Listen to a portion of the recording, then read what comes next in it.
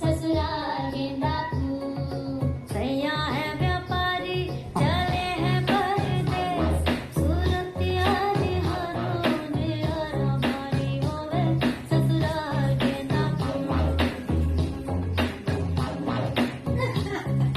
सास गाड़ी देवे देवर जी समझा लेवे ससुराल गेंदा फूल सैया छेड़ देवे नाना दी चुटकी लेवे ससुराल 50s is when it became popular, as you know, that thing you spin around. But there's also a lot more to it, and there's a lot of off body tricks and stuff that you use with it. And so, I used to always call hula hooping hoop dancing because I used to teach it more primarily to dance with it as opposed to just spending 1 hour like a Zumba class doing the same thing over and over. And which is why I never promoted it as a form of workout or flexibility and core and all. I would be more like it's more of a feel good experience. And I think one of the reasons I sold it, like, I mean, I would promote it that way is because for me personally, it was a very cathartic feeling. And even though it's great for your body, but that wasn't my motive. But back then I say, like, I've been teaching for about 5 years. So like in the last 5 years, it didn't gain popularity the way it is growing now. I think the whole purpose behind me wanting to teach in general was to just build that human connection. Because for me, throughout, I was always learning on my own. I was performing on my own. I was on a stage always alone, or, like as an art form also, dancers have a clique and musicians have their own clique. And I was like always this one person hopping around. Who do I share my space with? So my goal for teaching was simply because I wanted company. Sorry, I'm shaking this. I wanted company to hula hoop with. And it started growing a little bit, but I think uh, early 2020, I meant to start teaching online, which is bizarre. And my website was all set up to start teaching online. And that's why I had a lot of things in place. And I put out a story as well saying that, hey guys, would anyone like to take online classes from me? Da da da. That's when the pandemic broke. And And it so was, you are the beneficiary of that pandemic that yeah, as people. as embarrassed and guilty as I am, but I was one of those people who was professionally prepared for the pandemic. And so it was just that part was luck. But of course, like at the time, now coming back to just the kind of space I wanted to create, I was noticing that the moment the lockdown happened and everyone switched online, what they were doing was they were promoting their classes exactly how they were promoting their offline classes, putting the posters and creatives of, hey, teaching at this hour, this time, be there, this is the fees, da da da da da. And then people would join it, and I also joined a few things. But what I felt there was that this is a space that is a whole new ball game for literally the entire globe, for the entire world, where we're not used to living our lives virtually like this. So which is why we need to be able to create this experience for other people to make it feel like this, that the Zoom page becomes a home for them, and it's not, like an actual studio space, and you get kind of lost in that space.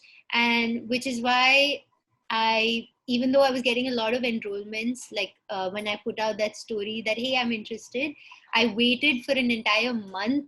Even though I was prepared before the lockdown, I took an entire month to just create a system so that it was no longer like online classes for all of you, but it was more of a 4 week experience. We didn't even call it like month workshop or anything. We called it a 4 week experience where there were literally just 4 classes in the entire month. And but along with this, the way we packaged it, I think made the whole difference, because it didn't because and we also sold it as very minimal, like there's only going to be this much, but there's also, it's going to be recorded, of course, and there's going to be like doubts and queries, like a Q&A hour on certain days as well. There's going to be a WhatsApp group as well, so that we stay connected, and all of these things were of course mentioned. But a lot of the experience wasn't mentioned in the enrollment page. So once they actually came in, the entire month was filled with surprises for them. And there Like was what? Tell me about that. I can't tell you the surprises. Okay, only one. The magician can reveal one trick, the simplest coin trick where you just say, okay, you do this and now it's gone. Okay, So, I'll start with the experience. So the onboarding is the most important bit. The onboarding and the closing, of course. The onboarding is insanely important because that's literally your first impression that you make with them. And because these aren't people that I'm meeting in real life, so I want to be able to know them one on one. The problem with the Zoom room is you see the gallery view, all you know is their name that pops up and maybe how they look and what their bedroom looks like. But so before the program started, it was like we still had a buffer week, and then the class would start the next Saturday.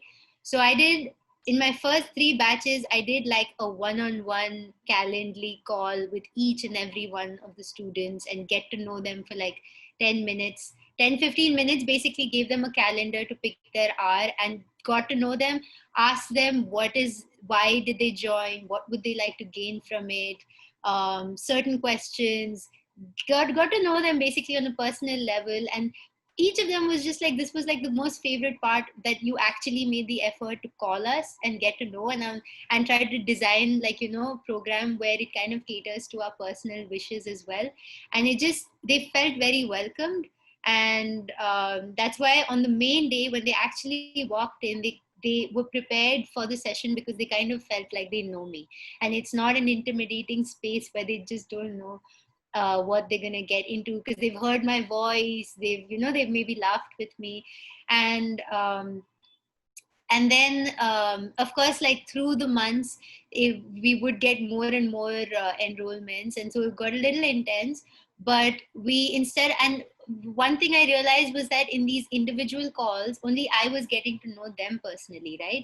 So which is why we switched it to like an introductory Zoom call, wherein everyone pours in on one particular day. So the Calendly calls eventually got cancelled, and having that, and it's just a full game night. So it's not even about, hey, tell me about yourself, but we would have all of these games popping up, polling games, or these Slido games and whatnot popping up, so they get to know each other and they're laughing together on it.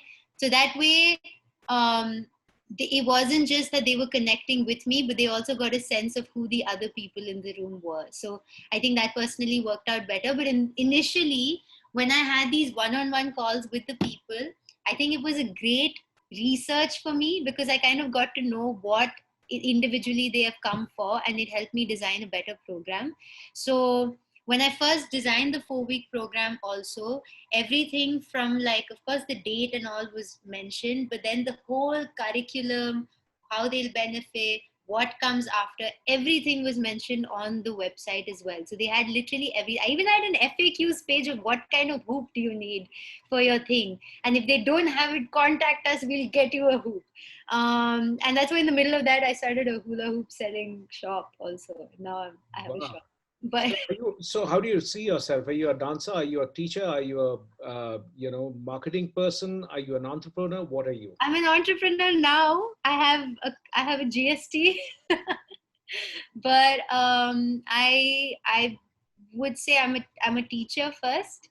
I love teaching, and I think I informally teach anyone I meet, and I get to learn from them. It's more of like a barter thing, that I will teach you so that I can learn that.